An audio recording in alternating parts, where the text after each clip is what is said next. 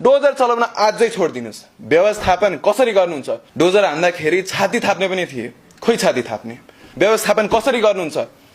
व्यवस्थापन कसरी गर्नुहुन्छ सुरुमा भन्नुस्। कति बजेट छुटाउनुहुन्छ, कहाँ जग्गा दिनुहुन्छ अथवा कहाँ राख्नुहुन्छ? सुत्केरी महिलाले हेल्थ केयर पाउँछ कि पाउँदैन? स्वास्थ्य सेवा पाउँछ कि पाउँदैन? ती बच्चाले एजुकेसन पाउँछन् कि पाउँदैनन्? 2 टाइम खाना पाउँछन् कि पाउँदैनन्?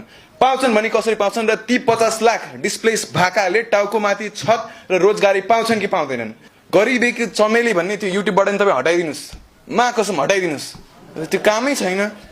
तपाईका कुराले अहिले 50 लाख नागरिक नेपाली जनतालाई प्रत्यक्ष रूपमा अप्ठ्यारो परिरहेको छ, उठीबास लागेको छ।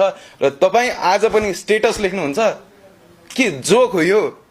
थोरै त लाज मान्नुस् न हौ। इच्छा भएर सायद कोही पनि तम्बु मुनि खोलाको छेउमा कुन दिन बगाउँछ भन्ने थाहा नभइकन गएर बस्दैन होला। केही न केही बाध्यता छ त हामी मान्छौँ नि। मेरो घर छ, मेरो टाउको माथि बलियो छत छ भने म खोलाको छेउमा गएर किन बस्छु? म तम्बु हालेर किन बस्छु? म गनाउने ठाउँमा म किन बस्छु? केही न केही त बाध्यता होला। कसैको कहाँ पहाडमाथि डाँडामा चाहिँ सानो जग्गा होला। अब त्यो डाँडामा खेती गरौँ भने बाँदरले खेती गर्न दिँदैन, बेचौँ भने त्यहाँ किन्ने ग्राहक छैन। आज हामी मुख्य गरी 3वटा विषयको बारेमा बोल्न जाँदैछौँ।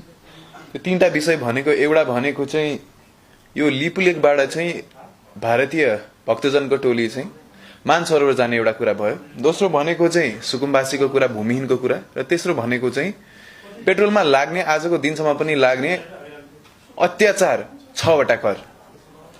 लिपुलेख यो राष्ट्रियताको कुराबाट कुरा सुरु गरौँ। यो हामीसँग भएको लिपुलेखको समस्या भनेको चाहिँ आजको समस्या होइन। यो 1962 जब इन्डिया चाइना वार सुरु भयो त्यहाँबाट विवादमा परेको यो कुरा हो। र यो भएको 6 दशक भइसक्यो। 6 दशक लामो समयमा कतिवटा कूटनीतिक नोट आए, कतिवटा कूटनीतिक नोट गए, तर यसको छिनोफानो भने कहिले भएन। यो सरकार चाहिँ एक तरिकामा राष्ट्रवादी शक्तिको पर्यायवाची पनि मानिन्छ र म विश्वस्त पनि छु।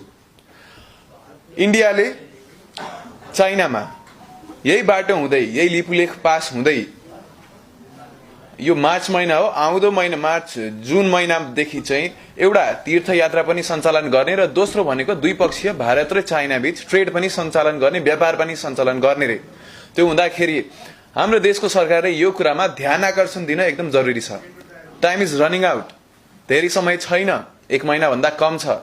कूटनीतिक नोट आजसम्म धेरै आए, धेरै गए, तर यो पालि रिजल्ट ओरिएन्टेड जुन डेलिभरी भनेर हामीले सुनिरहेका छौँ त्यो देख्न पाउँछु भन्ने म विश्वस्त छु। नपाउँदाखेरि हामीले के गर्नुपर्छ त्यो त हामी गर्छौँ, तर डेलिभरीको हामी